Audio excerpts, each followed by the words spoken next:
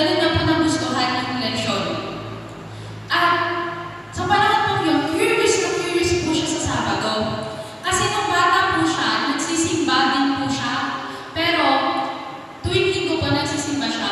Pero naguluhan po siya kasi sabi po ng papa niya, paulit-ulit po kasi sinasabi ng papa niya ang nakatanungan na, bakit ang mga taong ito ay nagsisimba ng linggo?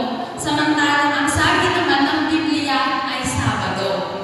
So, naisip niyo po, bakit nga ba? Na-curious po siya, tumatak na po yung laging tanong ng tatay niya sa isipan niya.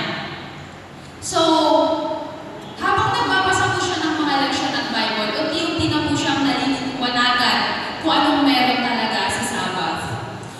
At nung naliliwanagan na po siya, ang tanong niya na naman po, bakit yung ibang Kristiyano nagsisimba ng linggo?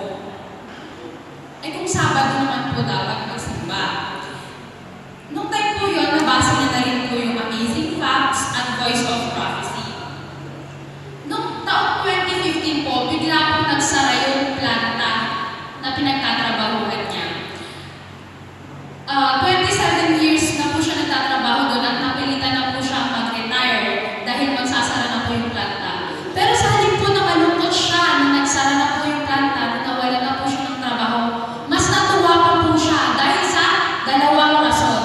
Unang rason, natuwa po siya dahil mas mahaba na po ang panahon niya para magbasa ng Biblia at ng mga lessons. At ang ikalawa po, hindi na po siya problema kung may pasok sa araw ng Sabado. So, after a while po, nakilala din po nila yung babaeng nagpadala ng sulat. Siya po ay si Delcy Nisley. Delcy Nisley, magsasakang ebanghelyo. Mali po. Magsasakang ebanghelista. So, dinalaw